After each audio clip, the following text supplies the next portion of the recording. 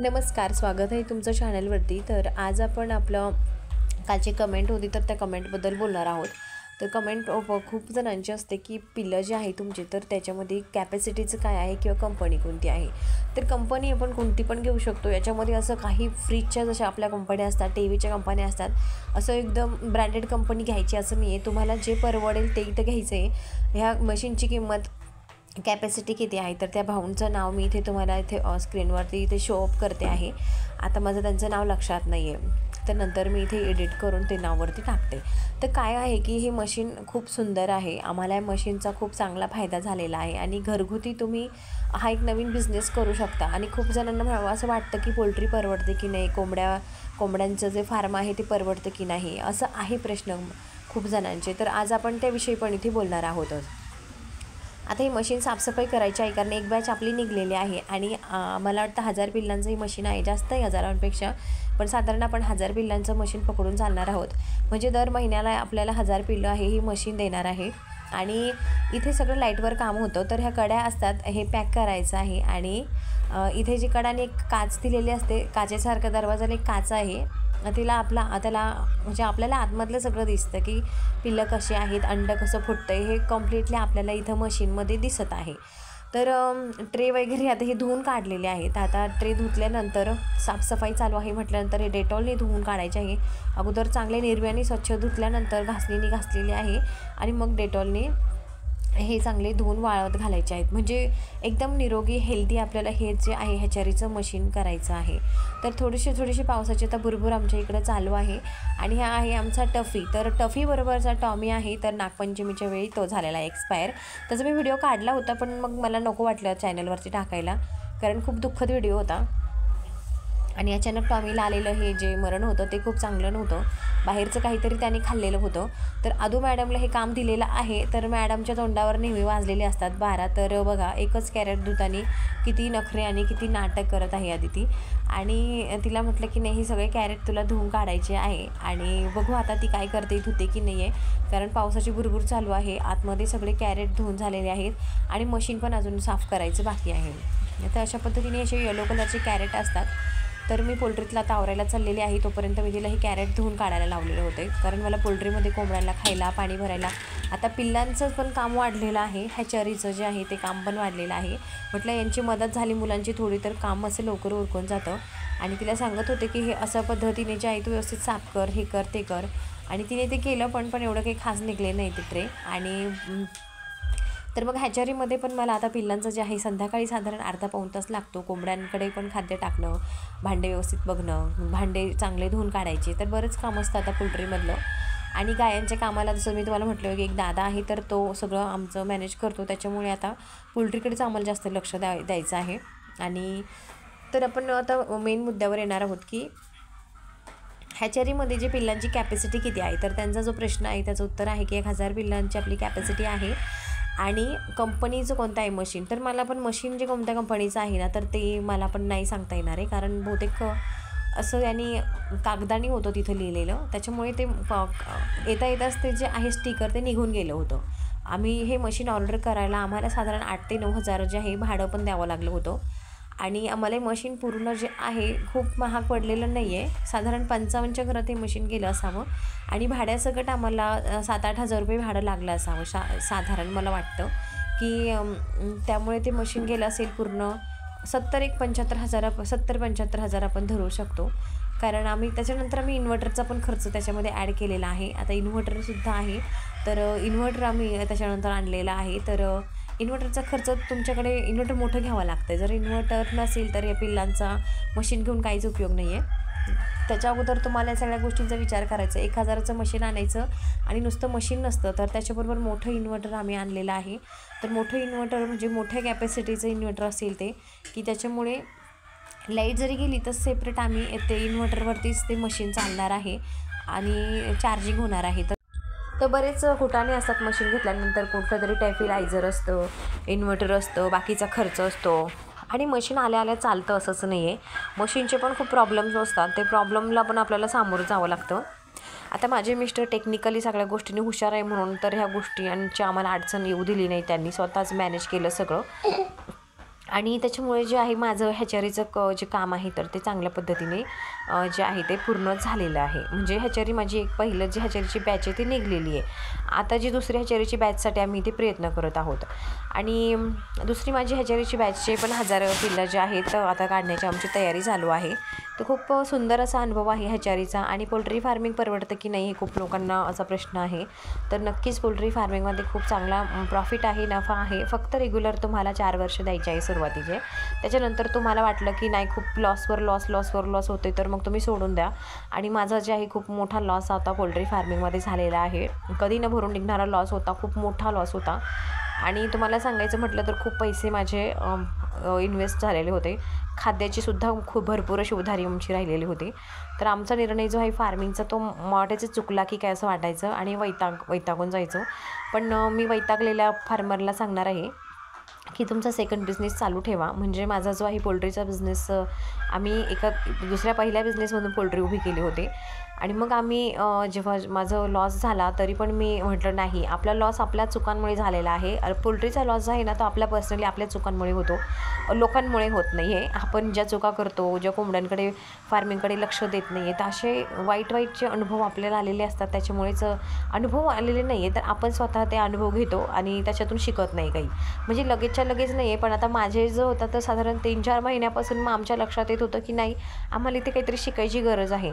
रोज तुम्ही नवीन काहीतरी शिकता आहात हे आपल्याला कळलं पाहिजे की नाही, आजही ना कोंबडीचं असं झालेलं आहे, मग उद्या पण तेच झालं आणि परवा पण तेच झालं ना, मग आपण 4थ्या दिवशी तरी लक्ष द्यायला पाहिजे. तर ह्या चुका आमच्या झालेल्या आहेत फार्मिंगमध्ये. आता घरगुती फार्म असल्यामुळे आम्ही दोघंच बघतो आणि हे घरी नसतात. आणि मी एकटीने यांना 4-5 वेळा सांगितलं की असा प्रॉब्लेम आहे पोल्ट्री फार्ममध्ये. पुन्हा यांना जायचं आहे त्यांच्या कामावरती, पुन्हा यांना जायचं असतं. तसं 3-4 दिवस असं असल्यानंतर मला जे आहे खूप मोठा लॉस फार्मिंगमध्ये झाला होता. पण मला माहिती होतं का ते आमची चूक आहे. आणि एक तर पर्सनली मी एक महिला असल्यामुळे मी तर काही बाहेर जाऊन मार्केटमध्ये जाऊन मला असं खूप माहिती नाही की हेच तुम्ही घेऊन या, तेच घेऊन या, किंवा तुम्ही डॉक्टरांना पण ह्यांनाच बोलावं लागणार आहे. मी तर काही पर्सनली डॉक्टर बोलू शकत नाही आहे. तर अशा ज्या चुका आमच्या मागे होऊन गेलेल्या आहेत 2-3 वर्षापूर्वी, 2-1 वर्षापूर्वी, तर त्याच्यातून आम्ही बरंचसं काही आता शिकलेलो आहेत. आणि मी सारखं जे आहे आता माझं लक्ष असतं की ही कोंबडी आजारी आहे. आणि माझ्यापेक्षा माझ्या मुलांचं लक्ष हे जास्त असतं. माझा जो मुलगा आहे आर्यन, त्याचं खूप लक्ष असतं की ह्या कोंबडीचा डोळा असा आहे, या कोंबडीचा पाय तसा आहे. तर त्याचं जास्त लक्ष असतं माझ्यापेक्षा पण. आणि खरं तर सगळ्यांनी लक्ष दिलं हे देणं हे पण खूप महत्त्वाचं आहे की सगळ्यांनीच लक्ष देतात. म्हणजे ते मनापासूनच असं सहज बोलून जातात की नाही मम्मी असं वाटतंय तसं. तर ते पण शिकण्यासारखं असतं. खरं तर मला वाटतं की लहान पोरगं घरातलं असो किंवा मोठं माणूस असो, कोणी जरी एक शब्द टाकला ना त्याचा विचार करायला पाहिजे. की कोणी चालता जरी असं बोललं की नाही तुमच्या जे कोंबड्यांना असा प्रॉब्लेम आहे, तर मग आपण मान्य करायला पाहिजे की नाही असा प्रॉब्लेम आहे म्हणून. आणि मग आहे प्रॉब्लेम तर त्याच्यातून आपण विचार करायचा आहे. नाहीतर असं नाही की नाही आमच्या खूपच चांगलं आहे, खूप हेल्दी असं तसं नाही. तर मी त्या गोष्टीचा पण विचार करते. अगदी माझ्या 6-7 वर्षाचा अंशी तो जरी मला काही बोलला तरी पण मी त्याच्यावर हे करते की नाही या मुलाच्या बोलण्यात काही खरं तर नाही ना. मी असा विचार करते. नाही तर हा विचार आपल्याला आयुष्यामध्ये सगळ्यांच्या रोज काहीतरी घडत असतं. तर प्रत्येक गोष्टीतून शिकायला मिळतं. तर फार्मिंगमधून काय शिकायला मिळणार आहे आणि फायदा आहे की तोटा आहे, तर मी म्हणेल की फार्मिंगमध्ये सगळ्यात जास्त जर फायदा म्हटलं तर फार्मिंग क्षेत्रातच आहे. आणि खूप मोठा फायदा आहे. लॉस अजिबात नाही आहे. आपल्या जर लक्ष दिलं, व्हॅक्सिनेशन आपण व्यवस्थित जर ठेवलं ना, लसीकरणाचा खूप मोठा भाग आहे. लसीकरण कंटिन्यू ठेवा. आणि साधारण कोंबड्या अंड्याला येत नसेल तरच इथे मी तुम्हाला सांगणार आहे, कोंबड्या अंड्यावर येत नसेल असं काही घडत असेल, कोंबड्या मरत असतील ना, तरी तुम्ही लवकर व्हॅक्सिनेशन करा. कोंबड्या अंड्यावर येण्यासाठी पण पावडर मिळते, ती वापर करा. आणि 8 महिन्यापर्यंत जर कोंबड्या तुम्ही सांभाळल्या नाही, अंड्यावर येतच नसल्या, तर तुम्ही 6-7 महिन्यानंतर कोंबड्यांची कोंब चेक करा. तर कोंबड्यांची कोंब चेक करणं खूप आवश्यक आहे. कारण जुने लोकांचं आहे ते पण एक कोंब कंटिन्यू कापत असायचे. आणि मी पण मागे माझ्या पोल्ट्री फार्मिंगमध्ये पहिल्या लॉटचे पूर्ण कोंब कापले होते. डॉक्टर मला बोलले होते की कोंबाचा आणि याचा काही संबंध नाही आहे. पण मला एक डोक्यात असतं की जुनं ते सोनं म्हणून तो पण एक जो फॉर्मॅट आहे तो पण मी पोल्ट्रीमध्ये वापरते. जुन्या लोकांनी जे सांगतात, माझी आजी पण आहे तर ती पण सांगते. आणि मी तिला पण विचारत असते, तेव्हा ती मला सांगायची की नाही कोंब आले असतील म्हणून अंडे देत नसतील. मग आम्ही ते बघितलं की खरंच सगळ्या कोंबड्यांना कोंब आलेले होते. आणि सगळ्या कोंबड्यांची कोंब आम्ही कापले. 1000-1200 कोंबड्या अशापेक्षा जास्त लॉट होता त्यावेळी माझा. तर अशा पद्धतीने घाबरून जाऊ नका तुम्ही आणि हिंमत हरू नका. तुम्ही प्रयत्न करत राहा, कारण तुम्हाला यश हे नक्की मिळणार आहे. कोंबड्यांची कोंब कापा, म्हणजे कोंब कापल्यानंतरसुद्धा कोंबड्या अंड्यावर येतात. तर कोंब कापल्यानंतर साधारण 15-3 वारात माझ्या कोंबड्या चांगल्या अंडे द्यायला लागल्या होत्या आणि 200-250 अंड्यांवरती गेलं होतं कोंबड्यांचं टार्गेट. आणखीन वाढलं असतं, पण आम्ही त्याच्यानंतर पुन्हा एक चुकी केली की सगळ्या कोंबड्या आम्ही विकून टाकल्या. तर त्याच्यामुळे निर्णय घेताना जर व्यवस्थित निर्णय घ्या, म्हणजे लाखाचे 12,000चे निर्णय जे आमचे झालेले होते, तर तेच मी इथे तुम्हाला फार्मिंगच्याबद्दल सांगणार आहे की कोंबड्या जर अंड्यावर आल्या असेल इथपर्यंत तुम्ही पोहोचलेच आहात ना, तर कोंबड्या विकू नका, त्यांचं चांगलं संगोपन करा. आणखीन थोडं फार खर्च करा. त्यांना खाद्य आहे, लेअरचं खाद्य चालू करा, फीड. अंड्यांचं खाद्य वेगळं असतं, तर ते खाद्य चालू करा, तर कोंबड्यांना नक्कीच फरक पडेल.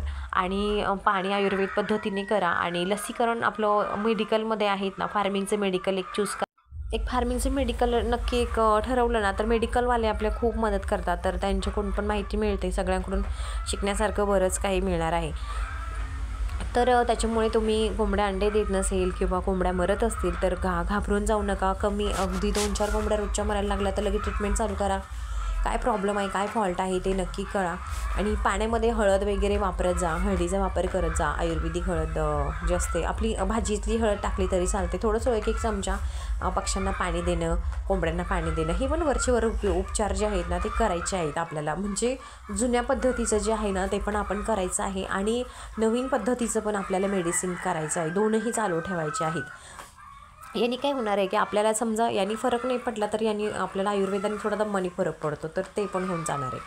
आणि फार्मिंगचं असं असतं की फार्मिंगच्या याच्यामध्ये सगळ्यात जास्त इन्कम का आहे, कारण हे बघा, एक कोंबडी जर असली तर कोंबडीपासून अंड्यांचा फायदा आहे आणि कोंबडी विकली तर आपल्याला एकदम पैसा येणार आहे. एक कोंबडी साधारण 500 रुपयेपर्यंत जाते आहे. बाजारामध्ये जर विकल्या एकत्र कोंबड्या विकल्या तर ते नक्की 400पर्यंत आपल्याला कोंबडी जातीच आहे. म्हणजे एक कोंबडी 4 महिने सांभाळली तर तिला 200-250चा खर्च आहे आणि 150 रुपयेच्या मागे प्रॉफिट असतो.